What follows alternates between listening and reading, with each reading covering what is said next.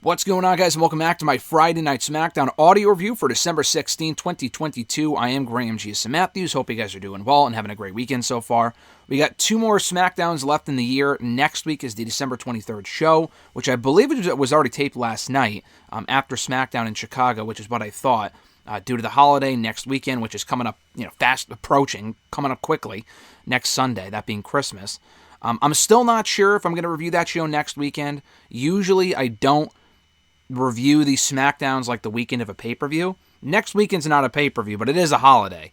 I'm definitely not watching SmackDown Live next Friday. I'll be out at like 2 Christmas parties on Friday. Saturday, obviously, is Christmas Eve. I may have a chance to catch up on it early on Christmas Eve and then review it later that day. Very quickly, probably. I mean, it's not going to be a super notable show, but we do have a tag team title match, a women's number 1 contenders gauntlet match, my favorite, the Miracle on 34th Street, street fight that they do every single year. They're bringing that back next week with Imperium and I think Ricochet and Braun Strowman. So looking forward to that. So I still don't know if I'll review that show, and the following week is also up in the air as well. The final SmackDown of 2022 is going to be a big show. We found out on this SmackDown, as you can tell from the thumbnail and the headline, John Cena is not only just coming back on that show, he will be in the ring for the final SmackDown of 2022.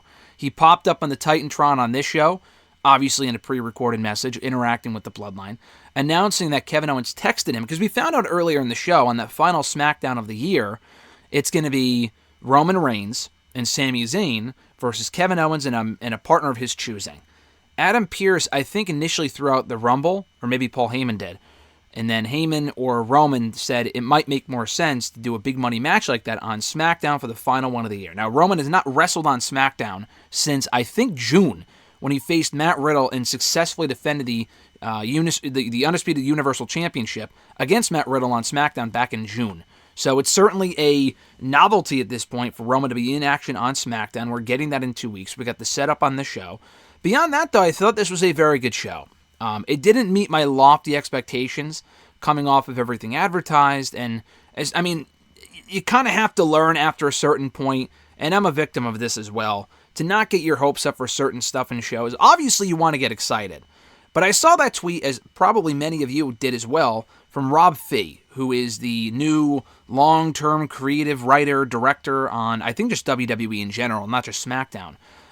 But mostly, I think he's been reportedly assigned to the Bray Wyatt stuff. He was a friend of Wyatt's. He was brought in by Triple H months ago, and I think he's been pretty heavily working on the Bray Wyatt stuff on SmackDown for the last couple of weeks now. The Bray Wyatt stuff has definitely run its course with LA Knight. The LA Knight feud, again, like I said when it first started a month and a half ago, I was a fan of it. I liked the dynamic. I thought it was a good use of both guys.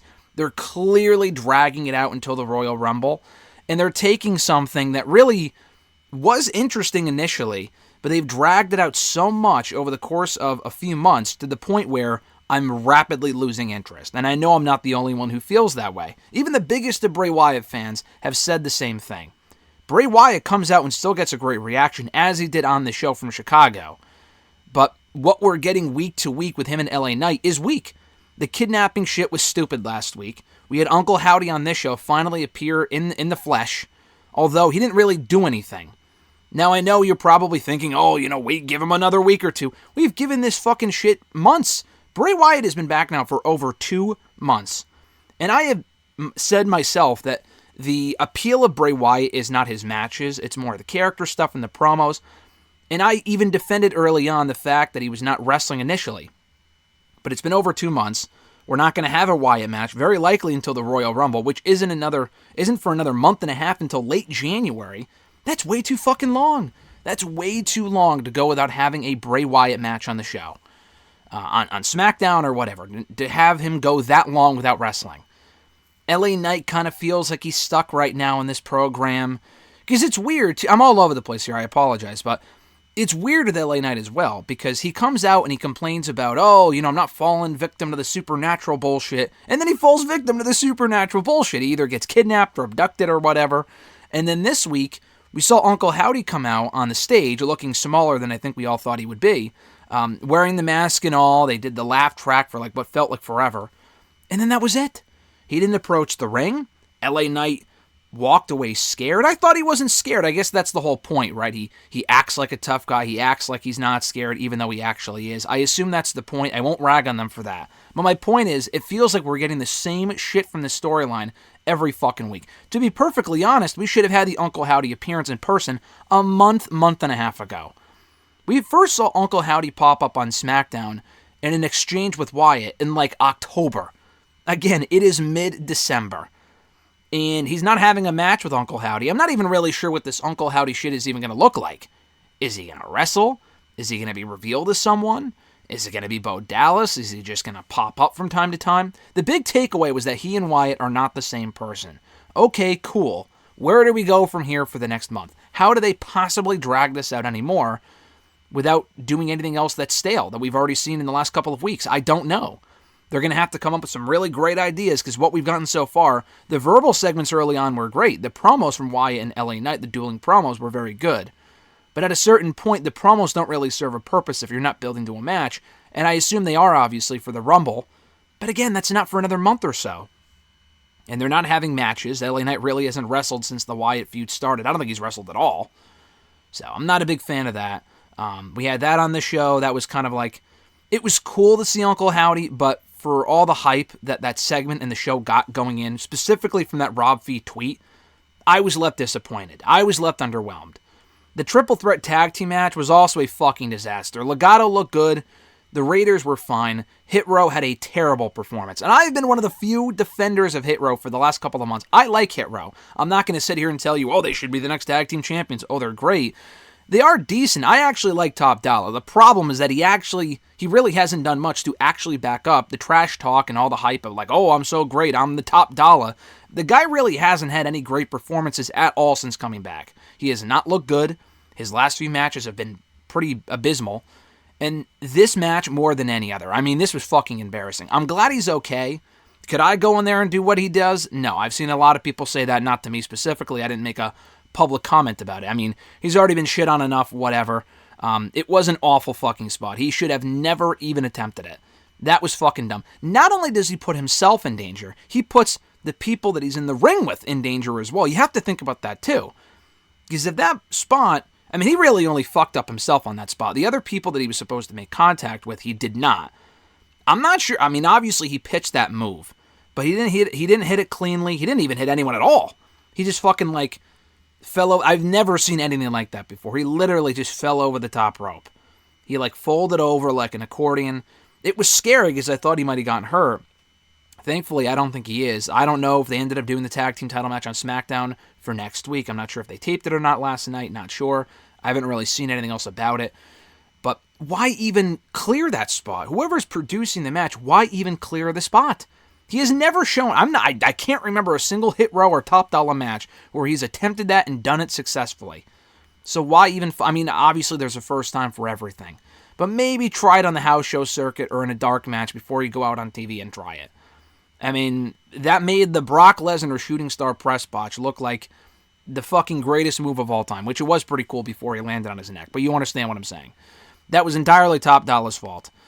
That was awful. That match was not good. We do have number one contenders to the tag team titles in the Hit Row of all teams. I mean, even after the botch, they still won the match, which I'm not upset at because we haven't seen Hit Row versus the Usos yet. It's a fresh match, and it's a TV match they're doing for next week. It's not at the Rumble, which even if it was, I wouldn't really give a shit anyway because like I don't watch the Rumble for like the tag team title match, but it's not a pay-per-view worthy match. So I'm glad they're not. I mean, maybe they will. Maybe they'll do a non-finish next week, and they'll set up a rematch for the Rumble. I find that hard to believe. I'm honestly a little surprised they're doing it already, because the Usos already had 2 title defenses last week against Owens and Riddle on Raw, and then Sheamus and Butch on SmackDown. So that surprises me. But we're getting that next week. It's just another team for the Usos to beat. Also next week, we're having a number one contenders women's gauntlet match, like I mentioned, to crown a new number one contender to the SmackDown Women's Championship. And I think there was another match. Oh, I think I mentioned this earlier. The Miracle on 34th Street fight with Braun and Ricochet versus Imperium. So that's the holiday show. As far as this show goes, from the stuff I haven't already mentioned, the rest of the show I thought was very good. We got a great Chicago crowd. It is weird, and I know SmackDown, I realize SmackDown is 2 hours. It's an hour shorter than Raw. I don't know if it's the cities they go to or what. This is not a 1 or 2 week thing. This has been going on for months. And I know SmackDown's a better show, exponentially than Raw the last couple of months. But it is strange how much hotter these crowds are for SmackDown. Now, you may argue, well, it's all the crowd pumping that they do and all this other shit with the noise. They don't do that with Raw anymore. Honestly, I would rather have silence for Raw. Just be honest with ourselves. If the show's not good, the crowd sucks, let's just own up to it. When you pump in the crowd noise, it sounds and looks awful. So I'd rather they just have silent crowds. For as awful as that is, I'd rather they do that. The crowd noise is annoying because we know it's not genuine and we can't really trust what's a real reaction or not. But anyway, they were very good throughout the show. They were hot in the early opening with the opening women's tag team title match, Dakota Kai and Io Sky representing Damage CTRL, successfully defending the women's tag team titles against Tegan Nox and Liv Morgan. Good match there. As I mentioned before, it's very obvious that Nox and Liv are only together to kind of fill out another spot in the women's tag team division, which is basically non-existent at this point. But the match was really good. This was probably one of the better and more interesting Damage CTRL tag team matches we've seen since they came together. Definitely on par, I would say, if not a little bit below the women's tag team title match that they had at Crown Jewel, which was also very good, to be fair. Dakota Kai and Io versus Alexa Bliss and Asuka. So Tegan and Liv did lose here after interference from a masked individual.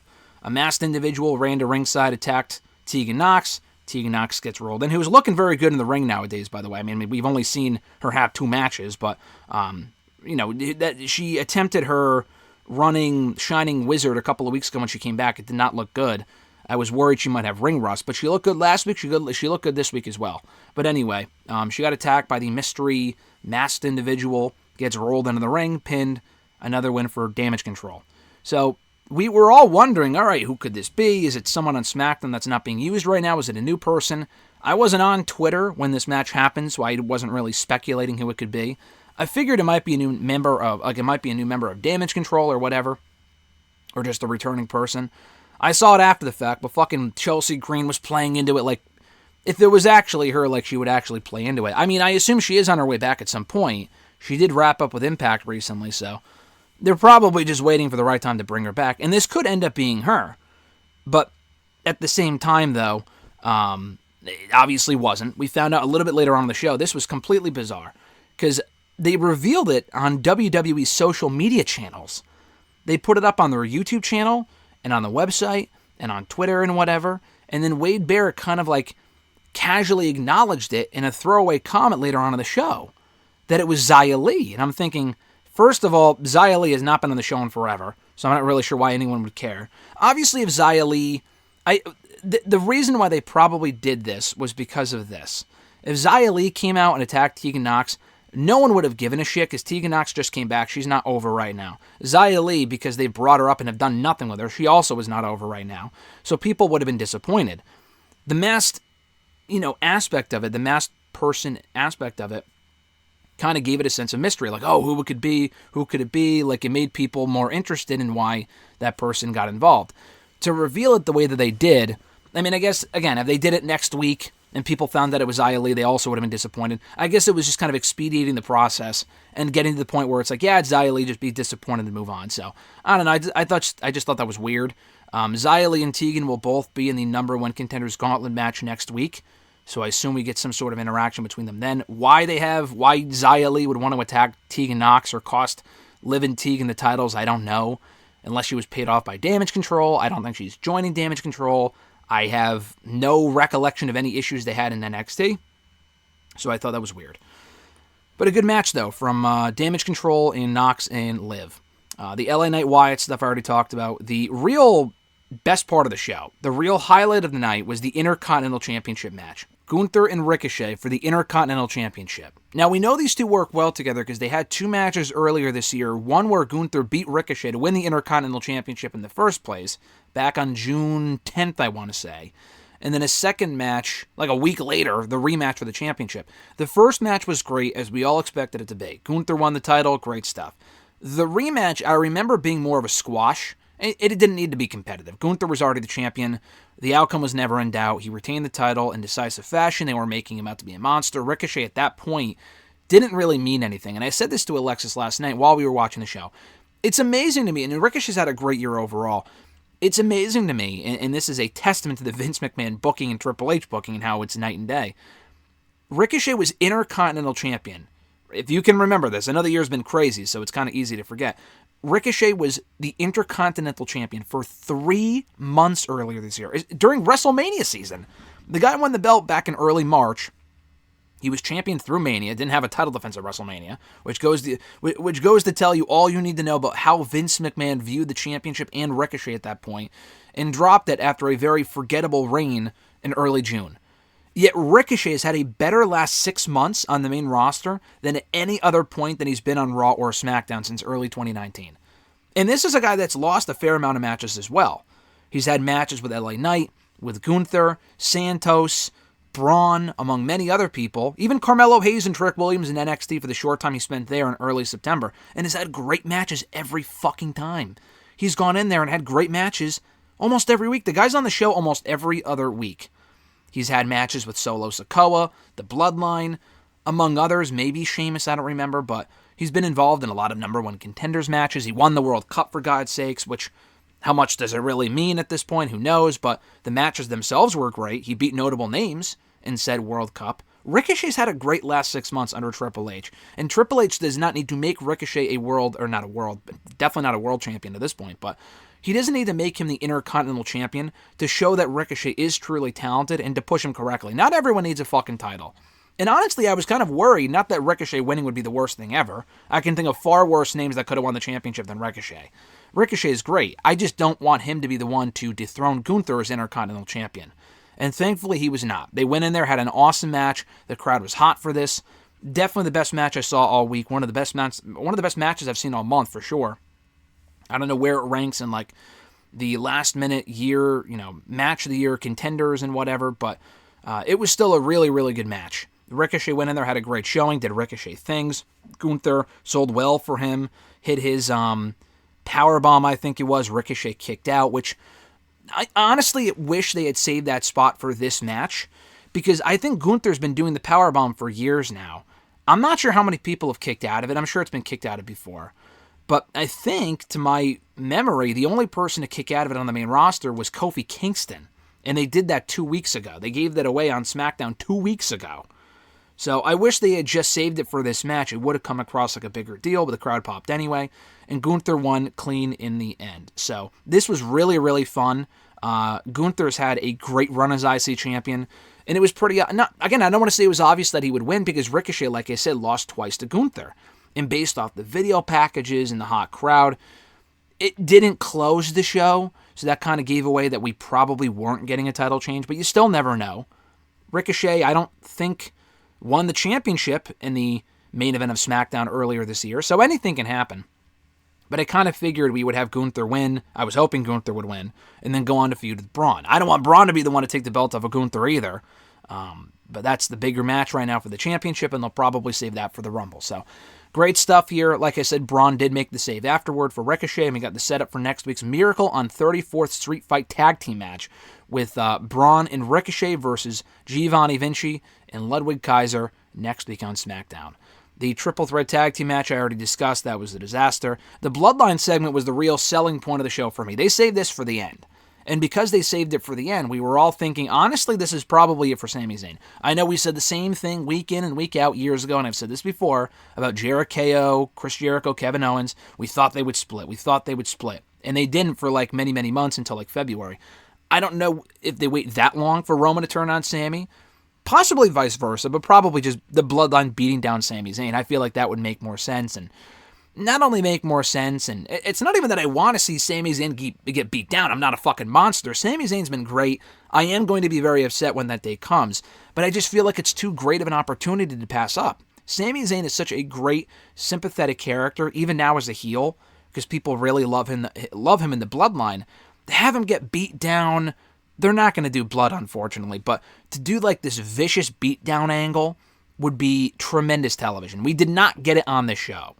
And kind of the telltale sign that we weren't going to get it on the show was when they announced earlier in the episode, not only were the Usos kind of talking about that Sami might be disappointed by Roman either not showing up or not making him an official Uso of the group or whatever. I thought he was already part of the Bloodline. I know he's an honorary Us, but I guess the whole segment served to get Sami officially in the group.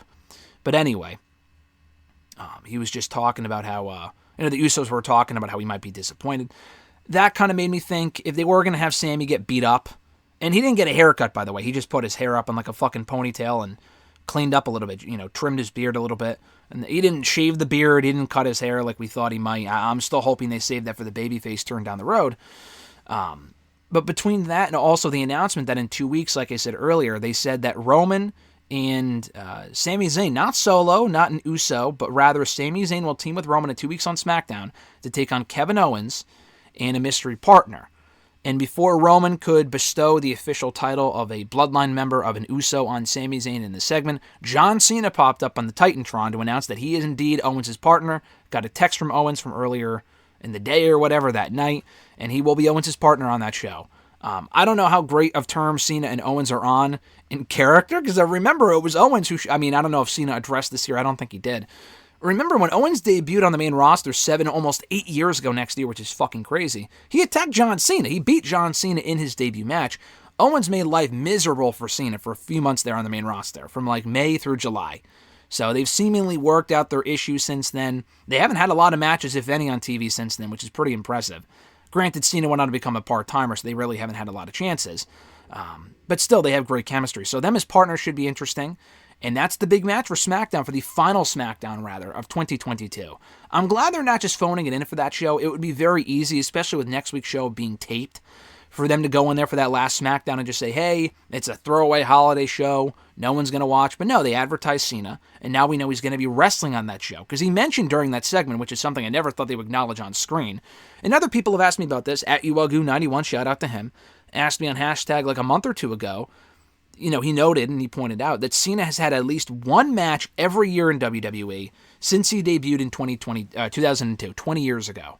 This would have been the first time ever that Cena has not wrestled a single match in a calendar year. Last year on TV, he wrestled one match against Roman. 2020, he wrestled one match on TV against Bray Wyatt. 2019, he may have had one or two matches on Raw and SmackDown, and that was it. 2018, he had more matches. I've mentioned this before, but 2018 was like the last real run that Cena had on TV in WWE. He's been back for house shows and stuff like that since then, but like on TV having matches on Raw and SmackDown, this is the first, I'm pretty sure this is the first SmackDown match, the first Raw or SmackDown match that Cena's been in. You talk about Roman not being in a SmackDown match since June. The first televised Cena match, not on pay-per-view, since fucking early 2019. So it's going to be 4 years come January. Come December, whatever. Because he came back, I remember, in late 2018 as well. And he had like a match with like Andrade. Like he teamed with Becky on SmackDown. He had a match on Raw, like a 6-man and a 4-way, I think, as well. He had a few matches and then he disappeared again. So that was 4 years ago. This feels like a big deal.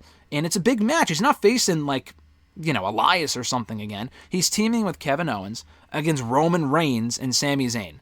So I'm really looking forward to that. All people that Cena has history with. Obviously he's lost to Roman twice on pay-per-view. He and Owens had their battles, their whole trilogy, that awesome trilogy back in 2015. Even he and Sami Zayn, speaking of 2015, had a match on Raw that year for the United States Championship. And Sami's first singles match on Raw back in the day. So he has history with all of them. It should be a very fun, must-see match. It could very well be a house show match for all we know. But the fact that Cena is wrestling on SmackDown automatically makes that show must-see. And that was SmackDown in a nutshell for this week. No real progression in the Karrion Kross, Rey Mysterio stuff unless I missed it. There were a lot of video packages on the show, so it felt like there was less stuff than usual. But that was fine by me. I thought the Gunther and Ricochet video packages were awesome. And the overall show delivered. I thought the Triple Threat Tag Team match was just not good.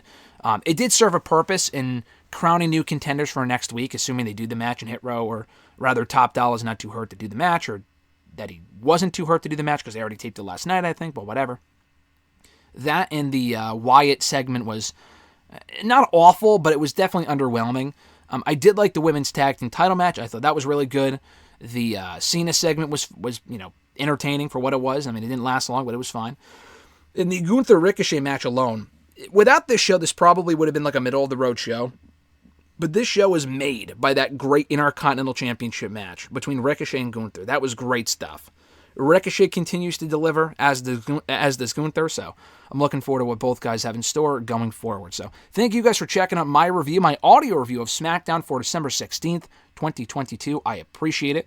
Be sure to like the video, drop a comment, share the video, and subscribe to the channel for more daily content. No video yesterday. I was very busy yesterday, but there's usually content pretty much every day here on the channel, so subscribe if you haven't already. And like I said earlier, I'm still not sure if I'm going to be doing an audio review of SmackDown for next week, due to the fact it falls on a holiday weekend. I would typically probably just watch it live and then do the review quickly afterward, put it up on Saturday. But like I said, I won't be around at all on Friday night. I'll be at a few holiday parties, so I may watch it early Christmas Eve and then put it out soon after. We'll see. If not, I'll probably catch you for the final SmackDown review of 2022 in 2 weeks. Until then, guys, have an awesome one. I'm Graham G.S. Matthews, and I'll catch your ass down the road.